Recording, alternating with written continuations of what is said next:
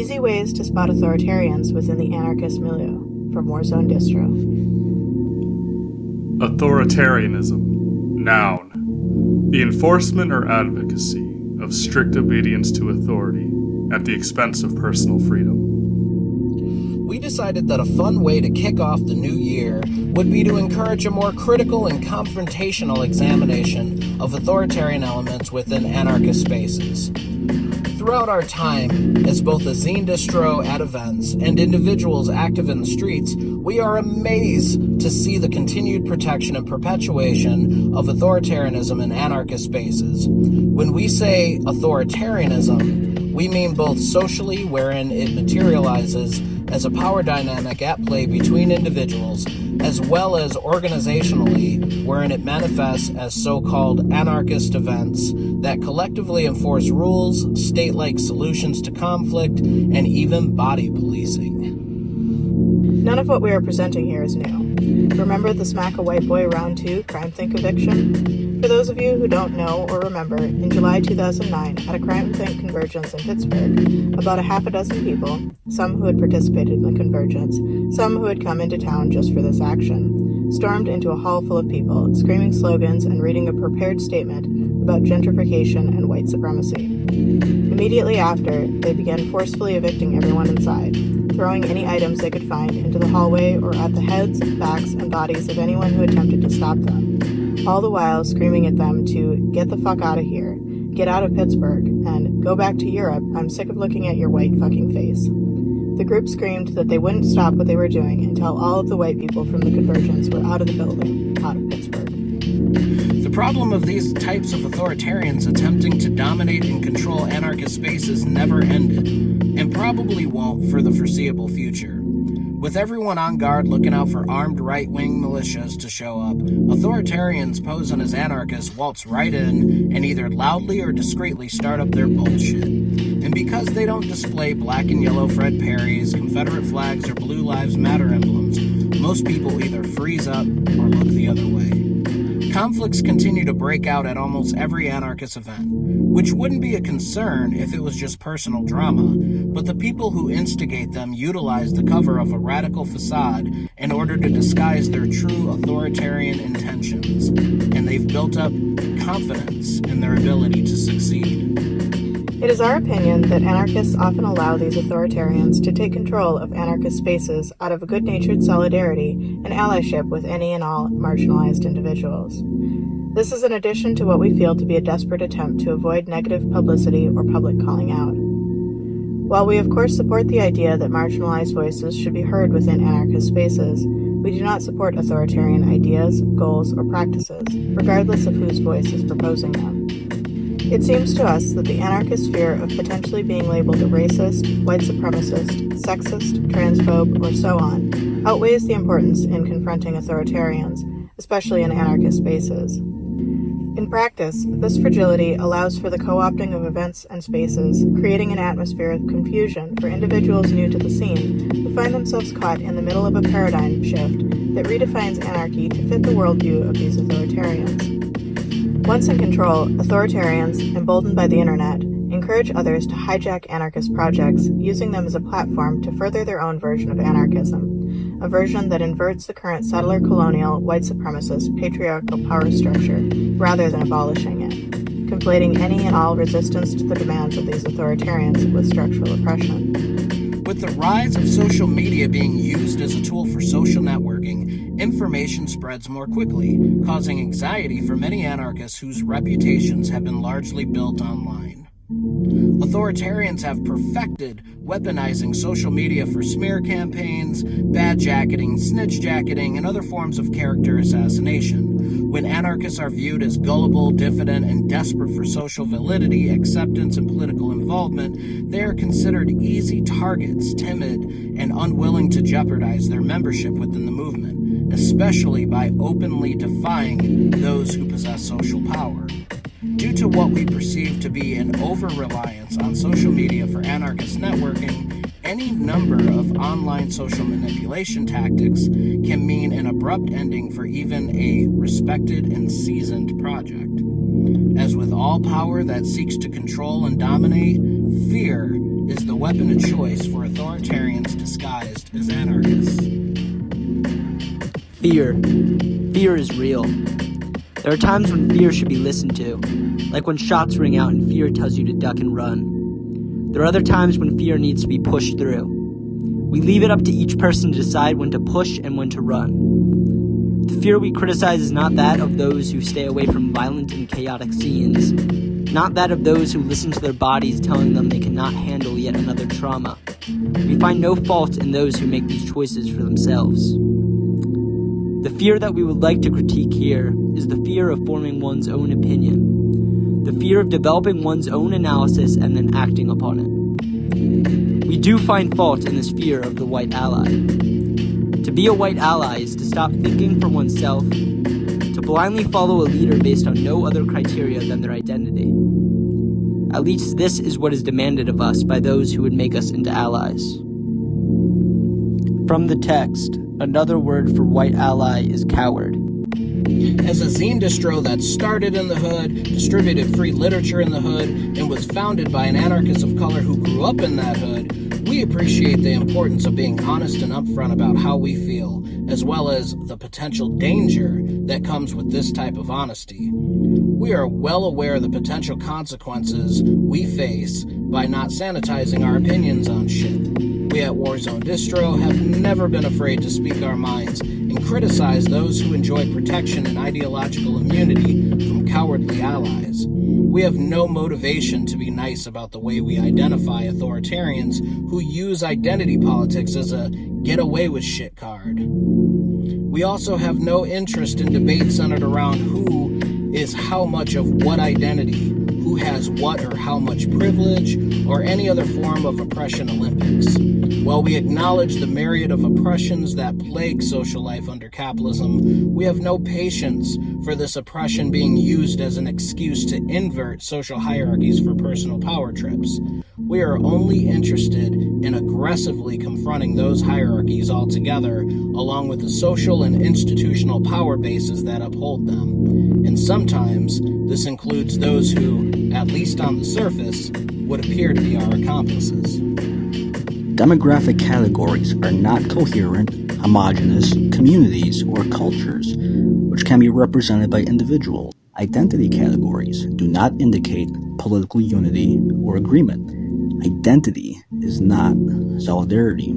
Gender, sexual, and economic domination within racial identity categories have typically been described through an additive concept, intersectionality, which continues to assume that political agreement is automatically generated through the proliferation of existing demographic categories, representing significant political differences, as differences in privilege or culture places politics beyond critique, debate, and discussion.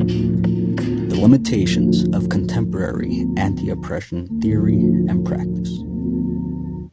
Below, we have created a short list of some of the most common ways we have seen authoritarians gain power from anarchists. We must stress that this was created from perspectives that do not claim or intend to represent anarchists as a whole, but only our personal interpretations of anarchy and the frustrations we have felt within anarchist spaces.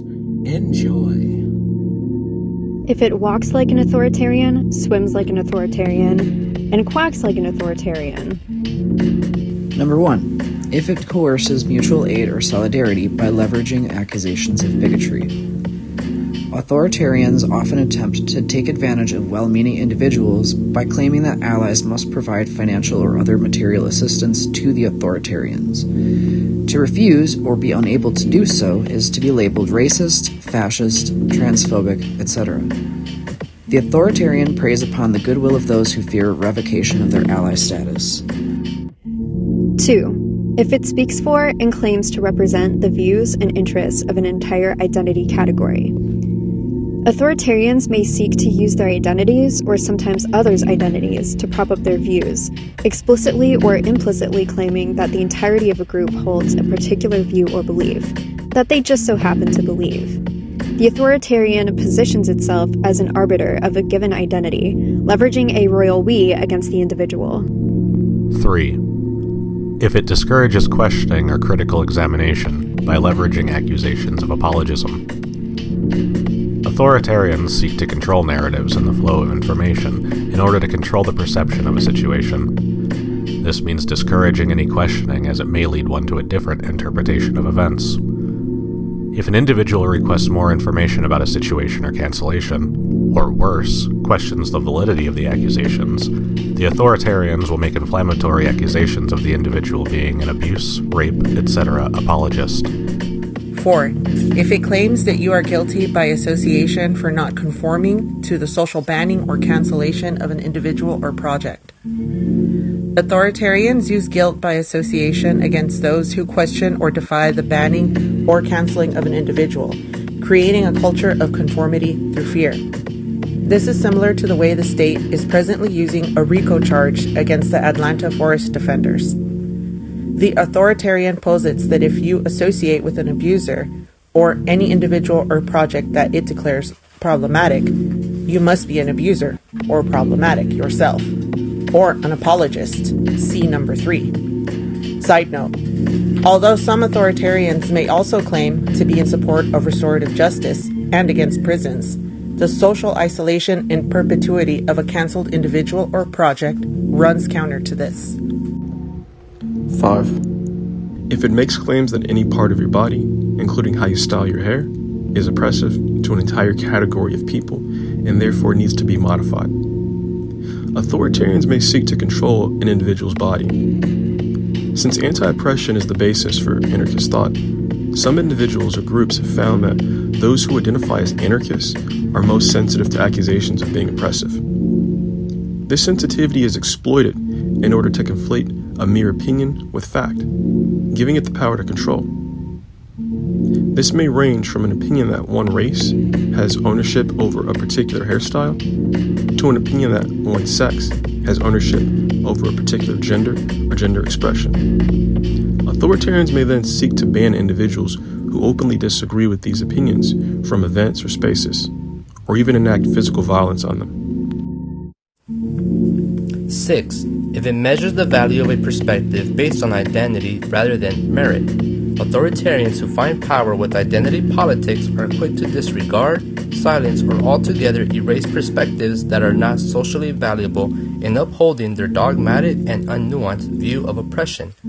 Any ideas coming from those belonging to the oppressed category are given precedence, regardless of their relevance to anti-authoritarianism, while any ideas held by those belonging to the oppressor category are automatically treated as suspect or less worthy of consideration. This leads to the acceptance and proliferation of a subculture where those perceived as oppressors are intentionally given less opportunity than those categorized as oppressed.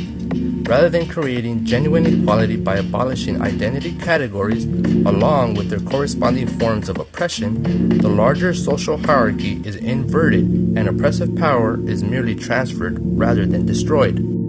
7. If it uses personal needs as a tool to police others, authoritarians will appear to organizers or act as such themselves to act as police to enforce the actions they desire from others in regards to physical disabilities or ailments, mental or neurological differences, or past traumatic experiences. They will demand that a space be made safe for them through top-down mandates and sanctions, rather than addressing others one-on-one horizontally to have their needs met and or using their own personal risk assessment to decide if they personally feel comfortable in a situation. Making anarchist space accessible for all people of various needs is important in an industrial society. We feel that when accusations of ableism or eugenicism are made in bad faith as a manipulation tool to assess hierarchical control, mutual aid becomes based on coercion rather than genuine care and solidarity. Number 8. If it discounts the perspective of other marginalized people whose opinion conflicts with authoritarians. Differing perspectives offered by anarchists of color, in particular the critical of privilege theory, identity politics, or leftism pose a threat to the image of racial homogeneity that leftists so desperately try to portray. In alignment with trying to control the narrative, authoritarians must silence or erase any dissenting voices. A notable experience of this happened during the Occupy movement in places like Oakland.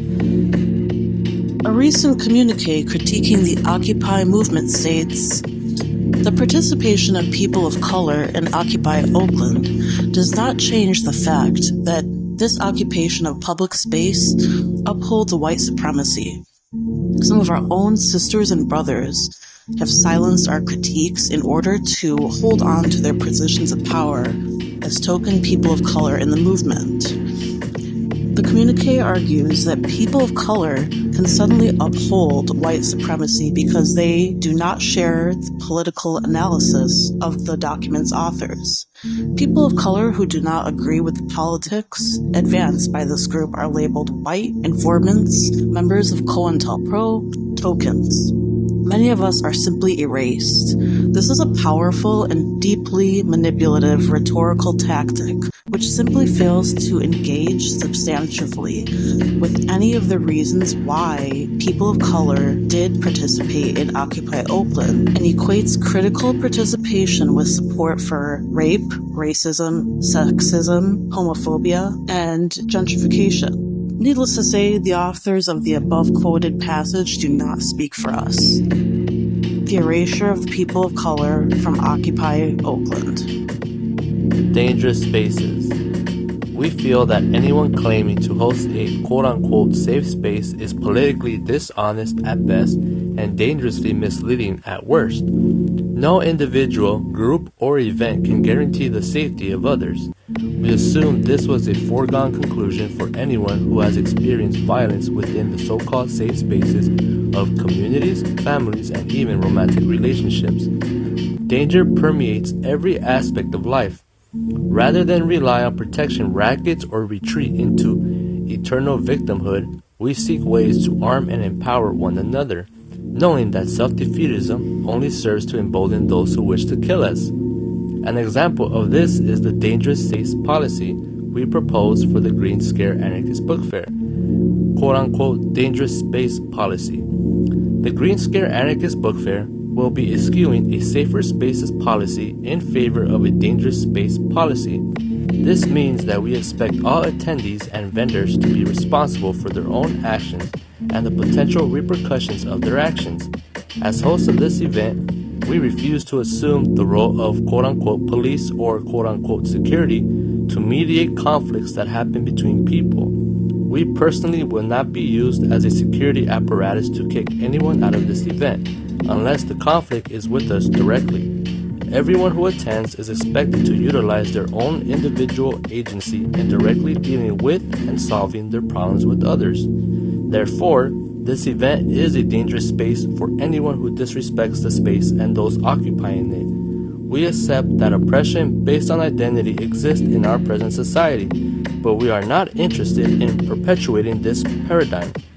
All voices here are weighed based on the merit of their experience, not the identity of the person who voiced them. This should go without saying, but to make it abundantly clear, this is an anti-capitalist, anti-fascist event. We don't want to be purists. We understand that anarchists come from a variety of backgrounds and have varying accessibility to information.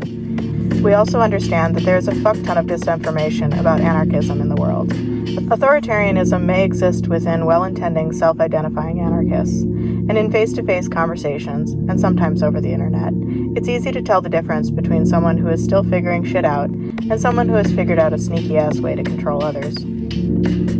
Unintentional authoritarianism can be easily observed in organizer-attendee conflicts at anarchist events. Merely being an organizer of an anarchist event doesn't imply an obligation or some sort of statist authority to ensure the safety and protection of attendees, let alone based on identity alone. This authoritarian perception of organized spaces is less likely to come from a place of ill-intending attendees and most likely exists as a product of industrial society. Outside of radical spaces, it's more common for organized events to be hosted by individuals who take on the responsibility of their attendees. So naturally, people are conditioned to view organizers as responsible for personal safety, similar to the security apparatus of an institution or business. From the perspective of the anti-authoritarian organizer, if the goal is to make the event as inclusive as possible, there is the stress to accommodate as many people as possible, and sometimes this includes mistakenly catering to the demands of authoritarians posing as anarchists. We ain't trying to tell other anarchists how to host their events. When we hosted the Green Scare Anarchist Book Fair, everything that happened was a direct result of dynamic relationships between ungoverned individuals. Weeks prior to the event, we received criticism for our refusal to manage this event. People declared our event unsafe. Some people showed up anyways despite their concerns, and others did not. We wanted to create the anarchy we wished to see in the world, and we did. Dreadlocks, yup, including white ones, anarchists of all colors, crusty train hoppers, sharing stories of their adventures around a DIY improvised bonfire, dumpstered food for everyone, orgies all night, and new accomplices made. Yes, there were conflicts, but they were handled between the individuals directly involved without our intervention. As anarchists who attend and table events, we encourage folks to think more critically about social hierarchies. This includes examining relationships that co-depend on organizers. We would love to see the dissolution of top-down relationships that place organizers in positions of authority by well-meaning attendees. When organizers are unable to fulfill the complex needs and demands of every individual attendee, they become the target for endless blame, and this ultimately distracts from the primary problem, a lack of individual self-initiation and determination. We feel a do-it-yourself ethic has value in building individual power toward developing and maintaining independent thinking. And as we have seen in a number of cases, independent thinking is sabotage against those who wish to turn empowered individuals into an ideologically manageable hive mind. This text is by no means intended to be complete. It is a mere contribution to a much larger project of confronting authority within and beyond anarchist spaces.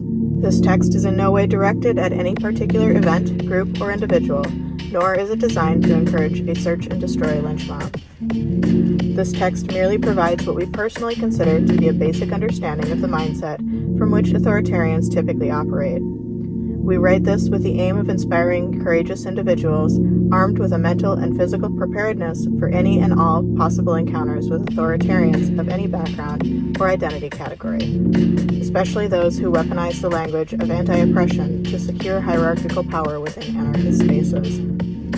We have no shame in making known our desire to create tension between ourselves and authoritarians who prop up identity markers as a shield from criticism and confrontation. We have no interest in transformative justice tactics that play out as rebranded statism, such as accountability processes, banning, or canceling. We prefer to continue creating spaces that, either at events or in our individual lives, pose a danger to those who wish to subjugate us. We actively strive to strengthen the meaning of anarchy as life, ungovernable under pressure in the face of identity politics used to coerce social conformity.